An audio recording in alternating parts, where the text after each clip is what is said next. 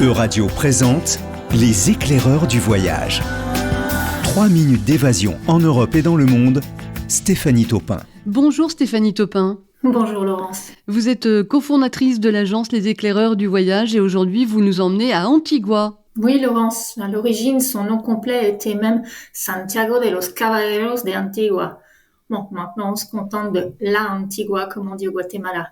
C'est l'ancienne capitale du pays en fait, avant que Ciudad Guatemala ne la remplace. Pourquoi Stéphanie a-t-elle cessé d'être la capitale ? Pour des raisons purement naturelles en fait. En 1773, un tremblement de terre sans précédent a détruit une importante partie de la ville, y compris des églises. Le gouvernement de l'époque a alors décidé de transférer les pouvoirs vers une ville nouvelle, Ciudad Nueva, qu'on appelle depuis Ciudad Guatemala. Pour autant, Laurence, la Antigua était loin d'être morte. Tant les trésors qu'elle avait étaient nombreux, elle s'est remise sur pied et a été classée patrimoine culturel mondial de l'UNESCO en 1979. Et que découvre-t-on alors à Antigua ? Alors, on le mentionnait juste avant, son architecture. Elle est tout simplement exceptionnelle. C'est pour moi probablement la plus belle ville coloniale au monde. La Antigua a été construite sur un modèle de damier, directement inspiré des principes de la Renaissance italienne. C'est très pratique pour se balader sans se perdre. Parmi les monuments les plus remarquables de la ville, il y a l'arche de Santa Catalina. Cette immense arche jaune au-dessus de la rue est en fait un pont. Pour la petite histoire, les sœurs vivaient recluses derrière les murs du couvent de Santa Catalina. Leur nombre allant croissant, le convento s'est étendu de l'autre côté de la rue et a fait construire cette arche pour leur permettre d'aller et venir à l'abri des regards. Une autre bâtisse incroyable, ou plutôt ce qu'il en reste, c'est la cathédrale de San José. Elle a eu plusieurs vies. Initialement construite en 1545, un tremblement de terre l'a entièrement détruite.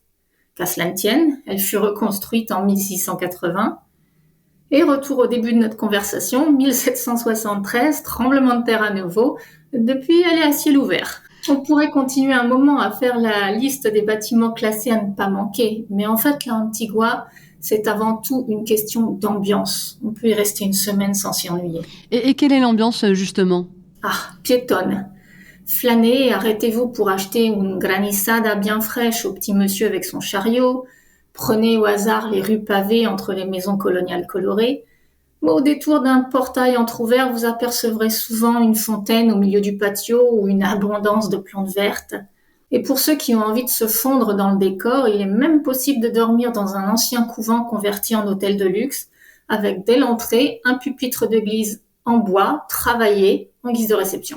Après une telle visite, Stéphanie, que peut-on découvrir autour d'Antigua ? Alors, votre voyage au Guatemala peut prendre une tournure beaucoup plus nature, avec juste en sortie de ville, les volcans Fuego, Agua. Pour une ascension, je recommande d'aller un peu plus loin, jusqu'au volcan endormi mais encore actif de Pacaya et ses coulées de lave noire durcies. Et puis tous les villages alentours. Le lac Antitlan n'est pas si éloigné. Cette partie centrale du Guatemala est très riche. Et Stéphanie, quand est-ce qu'il est préférable de visiter Antigua et sa région ? Privilégiez la saison sèche, c'est-à-dire de décembre à mai.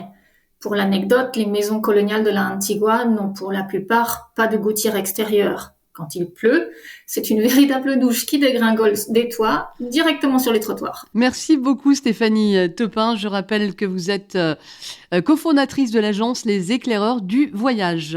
Hasta pronto. Euradio vous a présenté Les éclaireurs du voyage. À retrouver sur les sites web et réseaux sociaux d'Euradio.